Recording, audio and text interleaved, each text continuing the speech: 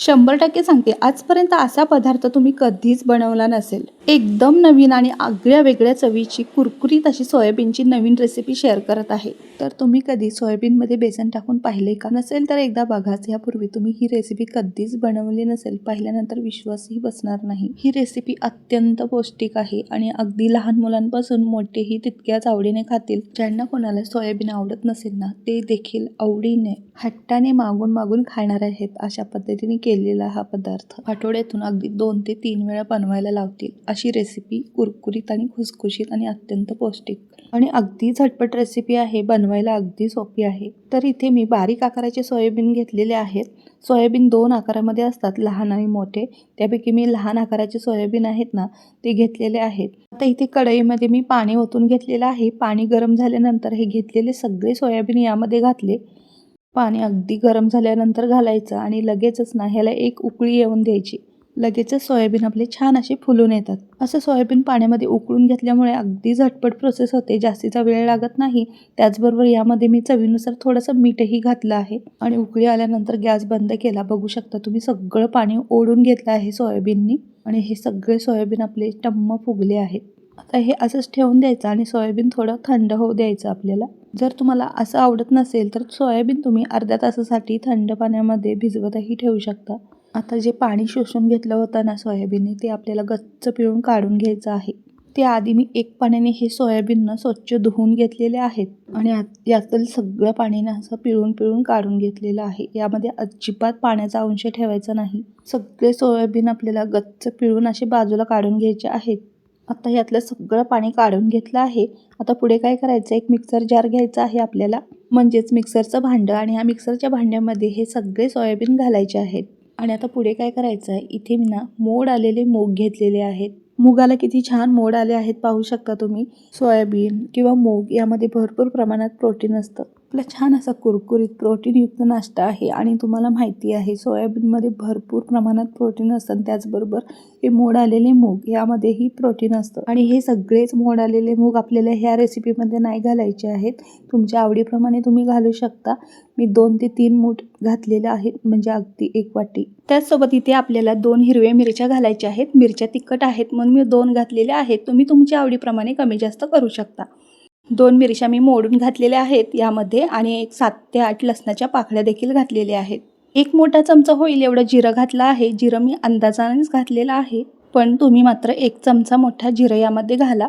झाकण लावून हे छान असं वाटण करून घेतलं. वाटण आपल्याला पाणी न घालता अशा स्वरूपाचं करून घ्यायचं आहे.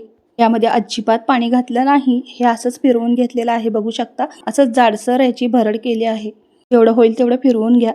अगदीही एकदम बारीक करू नका. मी तुम्हाला व्हिडिओमध्ये दाखवलं आहे ना, त्या स्वरूपाचं असं वाटण करून घ्या जाडसरच. हे केलेलं सगळं वाटण एका भांड्यामध्ये काढून घेतलं आणि त्यासोबतच आपल्याला इथे थोडंसं बेसन घालायचं आहे.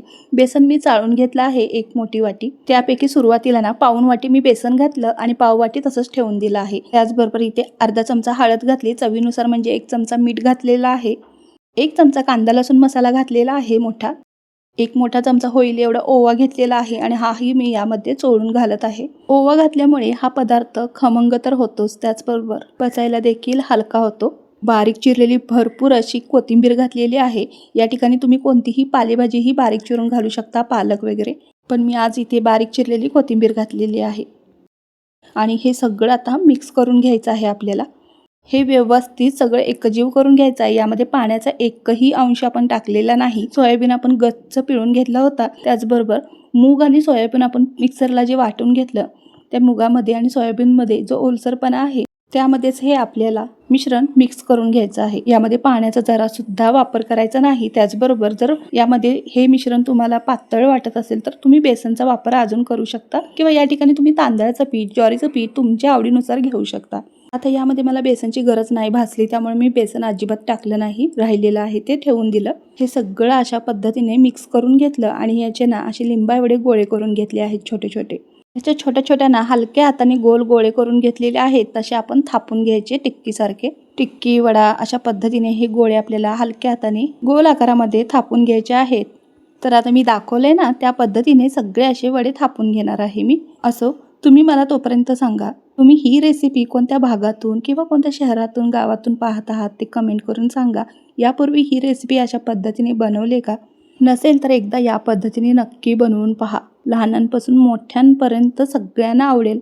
त्याचबरोबर सणासुदीचे दिवस आहेत, पाहुणेही येतात. नाश्त्यासाठी, जेवणासाठी अगदी पोटभरीचा आणि पौष्टिक हा पदार्थ आहे. तुम्ही सकाळच्या घाई गडबडीत हा प्रोटीनयुक्त नाश्ता मुलांच्या टिफिनसाठीही करून देऊ शकता. अगदी झटपट होतो. आणि तसंही भाजी, भाकरी किंवा भाजी चपाती ही मुलं खायला मागत नाहीत. अशा वेळेला असं काहीतरी वेगळं करून दिलं की मुलं बरोबर खातात. त्यासोबतच तुम्हाला तरी माहितीच आहे, सोयाबीनमध्ये भरपूर असं प्रोटीन असतं. त्याचबरोबर मोड आलेल्या मुगामध्ये भरपूर प्रोटीन असतं. मुलेच काय, मोठेही कडधान्य वगैरे खायला मागत नाहीत. मग अशा वेळेला असं काहीतरी केलं ना की बरोबर त्यांच्या पोटात जातं आणि यांचे गुणधर्म, फायदे शरीराला बरोबर भेटतात. तर पॅनमध्ये अगदी थोडंसं म्हणजे 1-2 पळी मी तेल घेतलं आहे. जास्त तेलाचीही गरज नाही यामध्ये आणि हे तेलही असंच शिल्लक राहतं. तुम्ही शेवटी पाहू शकता. केलेले 5 वडे ना आधी मी थापून घेतलेले ह्या पद्धतीने ना फ्राय करून घेत आहे. आणि असं गोलच नाही, तुम्ही कोणताही शेप याला देऊ शकता. अगदी कमी तेलामध्ये हे फ्राय देखील होतात. त्याचबरोबर अजिबात तेलकट होत नाहीत. त्याबरोबर तेलही पित नाहीत हे वडे. मी मगाचपासून वडे म्हणते, तुम्ही ह्याला टिक्कीसुद्धा म्हणू शकता किंवा तुम्ही थालीपीठप्रमाणे असं थापूनही करू शकता ह्या मिश्रणामध्ये. किंवा तुम्ही आप्पेपात्रामध्ये गोल असे गोळे करून ना ह्या मिश्रणामध्ये तूप घालून फ्राय देखील करू शकता. छानच आपले असे पौष्टिक आप्पे तयार होतात. खुसखुशीत, कुरकुरीत, अगदी आतून मऊ.